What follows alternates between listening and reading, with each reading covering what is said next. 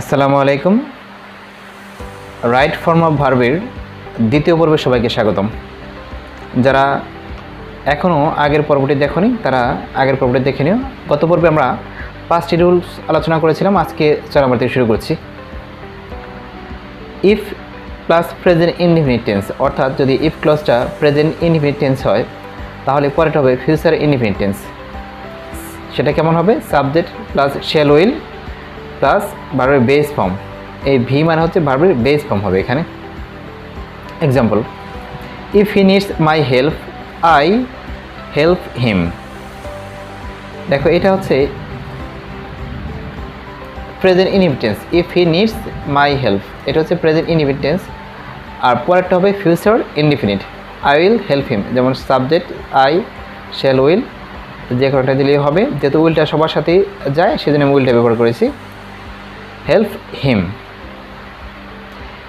If you go to the town, এটা হচ্ছে present indefinite tense. দেখো ইফ ক্লজটা কি এখানে? Present indefinite tense. You meet my father, তাহলে এখানে কি হবে? You will meet my father. I finish the job if I can. দেখো ইফ ক্লজটা কিন্তু এবার শেষে দেওয়া আছে, এটা কিন্তু প্রেজেন্ট টেন্স অর্থাৎ প্রেজেন্ট ইনডিফিনিট। তাহলে এটা কি হবে? I will finish the job, আমি কাজটি শেষ করব যদি আমি পারি। Rule 7, if plus past indefinite, অর্থাৎ ইফ ক্লজটা যদি পাস্ট ইনডিফিনিট টেন্স হয় তাহলে পরে ফিউচার ইন পাস্ট। আর ফিউচার ইন পাস্টের স্ট্রাকচার হলো subject plus would could plus ভার্বের base form. For example, if Saju work hard he pass the examination. দেখো এটা হচ্ছে ওয়ার্কড, তার মানে এটা হচ্ছে পাস্ট টেন্স। যেহেতু এটা পাস্ট টেন্স তাহলে পরে ক্লজটা কী হবে? Subject plus would could plus ভার্বের বেস ফর্ম। এই যেটা he would pass the examination, he would pass the examination.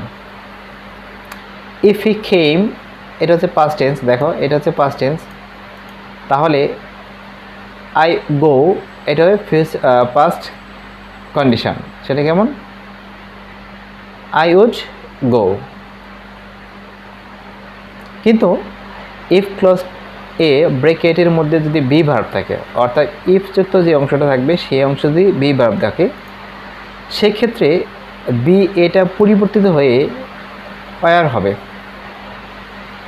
আবার বলছি, যদি ইফের পরবর্তী ক্লজটা, এই যে এই ক্লজটা যদি ফিউচার ইন পাস্ট থাকে, মানে এই যেটা subject plus would could plus ভার্বের বেস ফর্ম থাকে, ইফের পরবর্তী ক্লজটা এবং ইফযুক্ত অংশে যদি বি ভার্ব ব্যবহার করতে বলে, তাহলে সেই ক্ষেত্রে তোমাকে বি ভার্বের জায়গায় তুমি ওয়ার ব্যবহার করবে। বি ভার্বের জায়গায় ওয়ার ব্যবহার করবে। যেমন ইফ আই ওয়ার ইউ, আমি যদি তুমি হতাম, I would accept the job, আমি কাজটি গ্রহণ করতাম। I would buy a fine car, আমি একটা সুন্দর গাড়ি কিনতাম। ইফ যদি I be rich, I be rich মানে হচ্ছে বি মানে হচ্ছে কি? Be verb. তাহলে এখানে কি হবে?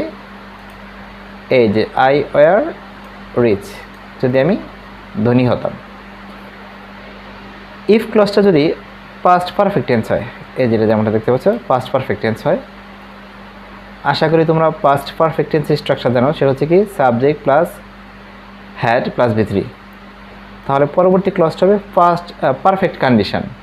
সেটা কেমন? সাবজেক্ট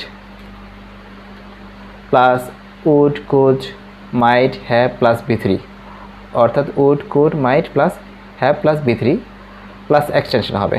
তোমাদের এটা অবশ্যই মনে রাখতে হবে যে পারফেক্ট কন্ডিশন কি, এই যেটা, এটা অবশ্যই মনে রাখতে হবে। সেটা কখন হবে? যদি এটা ইফ ক্লজটা যদি কী হয়? পাস্ট পারফেক্ট টেন্স হয়। যেটা এটা পাস্ট পারফেক্ট হলে পারফেক্ট কন্ডিশন, তার মনে রাখবে past perfect perfect condition. Would could might have plus ভি3। For example, if we had found his address, we had found his address, এটা হচ্ছে পাস্ট পারফেক্ট টেন্স। তাহলে এটা কী হবে?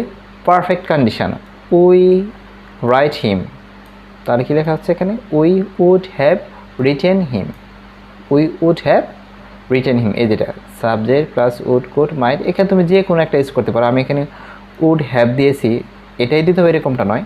এখানে জোর দেওয়া বোঝানোর ক্ষেত্রে আমরা মাইট হ্যাভ দিতে পারি।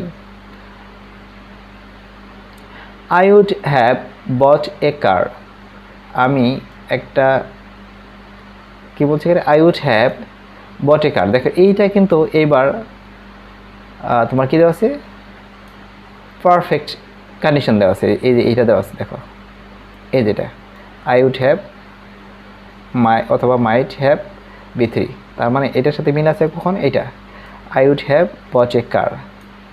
তাহলে এবার ইফ ক্লসে গ্যাপ দেওয়া আছে, এই যে ইফ ক্লসটা আছে গ্যাপ দেওয়া আছে এখানে। ইফের পরে অংশটা কি আই হ্যাভ দ্য মানি, দেখো আই এর পরে কী হবে, এই যেটা পাস্ট পারফেক্ট টেন্স, সেটা কেমন সাবজেক্ট লিখবা, তারপরে কী হবে আসবে এখানে হ্যাড। আমরা জানি পারফেক্ট টেন্সের একটাই গঠন, সেটা কি পাস্ট পারফেক্টের একটাই গঠন, সেটা কি subject plus had plus B3। কী বলছি, subject plus had plus B3। তাহলে এইখানে একটা হ্যাড যোগ হবে, আর এই হ্যাভ যে ভার্বটা আছে, এই হ্যাভ ভার্বের পাস্ট পার্টিসিপল হচ্ছে হ্যাড। এই যেটা এই হ্যাডটা হচ্ছে কি, এই হ্যাভ ভার্বের পাস্ট পার্টিসিপল, আর এই হ্যাডটা হচ্ছে স্ট্রাকচারের হ্যাড। আবার বলছি, এই তোমরা দুইটা হ্যাড দেখে কনফিউজড হয়ে যেতে পারো, আসলে সেটা কিছুই নেই। এটা হচ্ছে সাবজেক্ট আই, আর এই হ্যাডটা হচ্ছে স্ট্রাকচারের হ্যাড, আর এই হ্যাডটা হচ্ছে হ্যাভ ভার্বের পাস্ট। রুল 9, অ্যাজ ইফ অথবা অ্যাজ দ, এই দুটোর অর্থ হচ্ছে যদি যেন হবে, যেন, এই দুটোর অর্থ হচ্ছে যেন। অ্যাজ ইফ অ্যাজ দ এর অর্থ হচ্ছে যেন বাক্যের কনজাংশন হিসেবে ব্যবহৃত হয়। যদি অর্থাৎ এই দুটো যদি কি হয়, কনজাংশন হিসেবে ব্যবহার করা হয়, তাহলে সেক্ষেত্রে কী হবে, দেখো অ্যাজ ইফ বা অ্যাজ দ এর আগেরটা যদি, আগের সেন্টেন্সটা যদি প্রেজেন্ট ইনডিফিনিট হয়, তাহলে পরেরটা হবে পাস্ট ইনডিফিনিট। আবার বলছি, অ্যাজ ইফের আগেরটা প্রথম ক্লজটা যদি কী হয়, প্রেজেন্ট টেন্স হয়, তাহলে পরেরটা হবে পাস্ট ইনডিফিনিট। তবে বি ভার্ব ব্যবহার করলে ওয়ার হয়, অর্থাৎ তুমি যদি বি ভার্ব ব্যবহার করতে চাও, যে পাস্ট ইনডিফিনিট টেন্সের জায়গায় তুমি যদি বি ভার্ব ব্যবহার করতে চাও, সেক্ষেত্রে তোমাকে ওয়ার ব্যবহার করতে হবে। যেমন হি স্পিক্স, খেয়াল করো এটা কিন্তু present indefinite tense, he speaks এটা প্রেজেন্ট ইনডিফিনিট টেন্স। তাহলে তোমাকে অ্যাজ ইফের আগে আছে, এটা অ্যাজ ইফের পরে কী হবে, past indefinite. He know everything, এখানে নো হবে না, কি হবে হি নিউ এভরিথিং, এটা হচ্ছে past indefinite. He acts as the, he এখানে বি ভার্ব ব্যবহার করতে চাচ্ছি আমি, তাহলে কী হবে হি অ্যাক্টস, আমরা জানি বি ভার্ব ব্যবহার করতে চাইলে কী হবে, ওয়ার হবে, হি ওয়ার রিচ। এবার দেখো অ্যাজ ইফ বা অ্যাজ দ এর আগেটা যদি পাস্ট ইনডিফিনিট হয়, অর্থাৎ অ্যাজ ইফ বা অ্যাজ দ এর আগেটা যদি পাস্ট ইনডিফিনিট হয়, তাহলে পরে হবে কি past perfect tense, subject plus had plus B3। যেমন Saju looked as if he she A ghost, দেখো এই যে সাজু লুকড, এটা কিন্তু পাস্ট টেন্স দেওয়া আছে।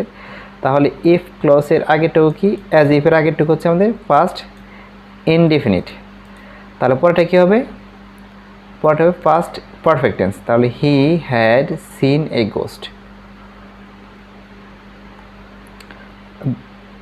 রুল 10, বিফোর ও আফটার কনজাংশন,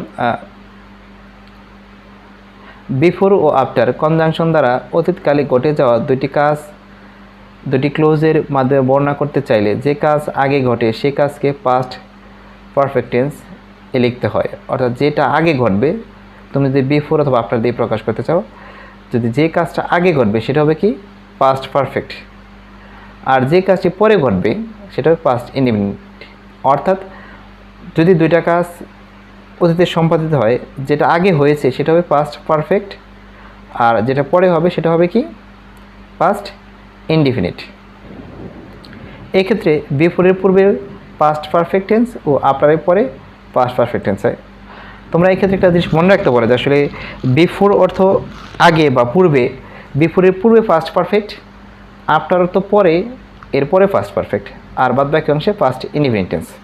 যেমন the patient had died before the doctor দেখো এই যে হ্যাড ডাইড, এটা কি? এটা হচ্ছে পাস্ট পারফেক্ট টেন্স, বিফোরের আগে দেওয়া আছে। এখন গ্যাপ দেওয়া আছে কোন অংশে? বিফোরের পরের অংশে। তো আমরা জানি যে বিফোরের আগে পাস্ট পারফেক্ট আর পরে পাস্ট ইনডিফিনিট, তাহলে কী হবে? The patient had died before the doctor came. The patient died after, দেখো এখানে আফটার দেওয়া আছে, দ্য ডক্টর কাম। দেখো দ্য পেশেন্ট ডাইড, এটা হচ্ছে কি আফটারের আগে পাস্ট ইনডিফিনিট, পরে past perfect. After the doctor had কাম।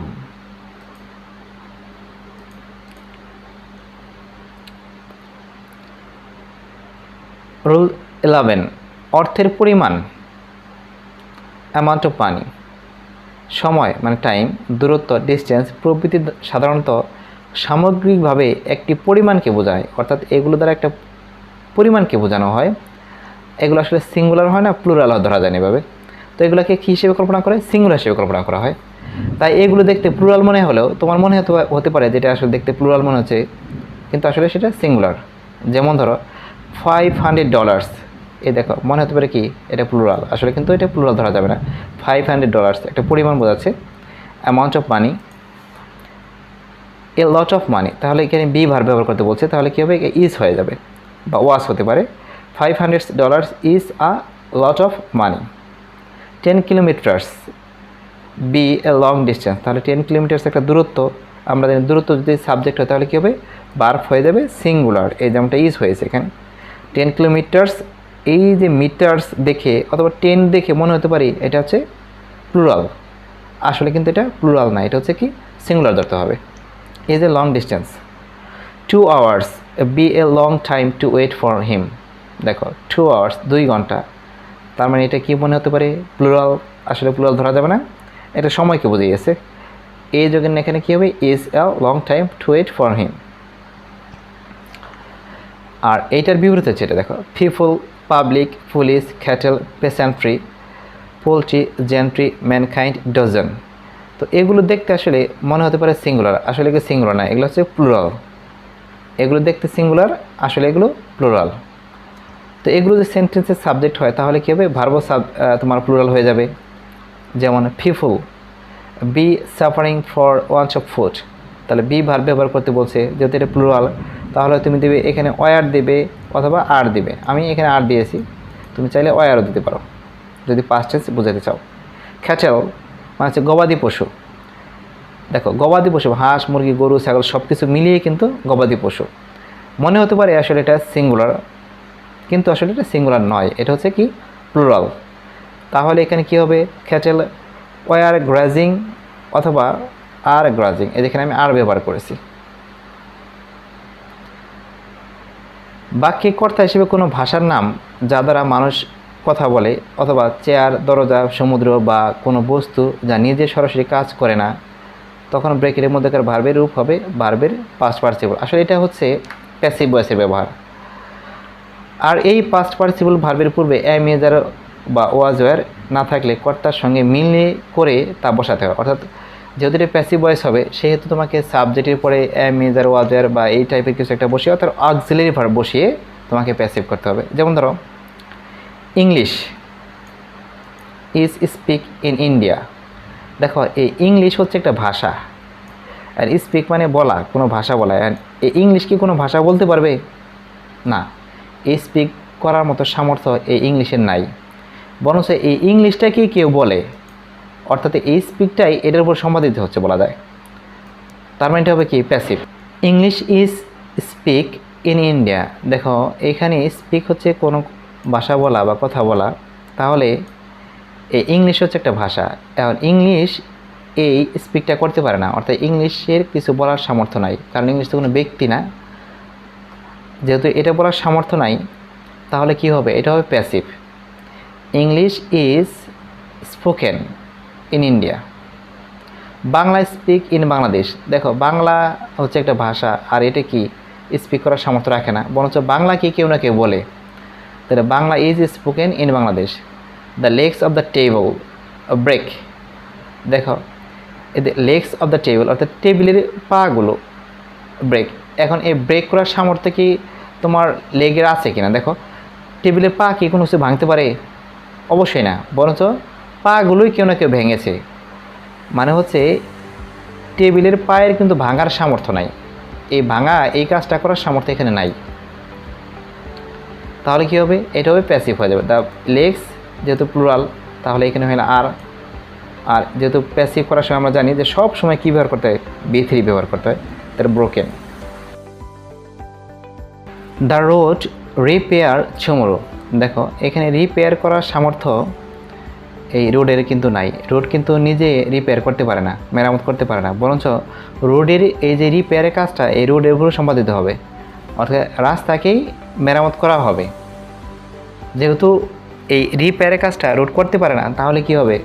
যেহেতু এই কাজটা করার সামর্থ্য তার নাই, তাই এটা প্যাসিভ হয়ে যাবে। আর কোন টেন্সে প্যাসিভ হবে তার নির্ভর করবে এখানে কী নির্দেশ করা আছে। দেখো এখানে নির্দেশ করা আছে টুমোরো। টুমোরো মানে আগামীকাল। যেহেতু আগামীকাল বলতে আমরা কি বোঝাচ্ছি? ভবিষ্যৎকাল। তাহলে এটা হবে ফিউচার ইনডিফিনিট। তাহলে আমরা কী করবো এখানে? দ্য রোড উইল বি, আর এইটা হয়ে যাবে কি? B3। আমরা জানি সব প্যাসিভে কী হয়? B3 হয়। তাহলে এটা কী হবে?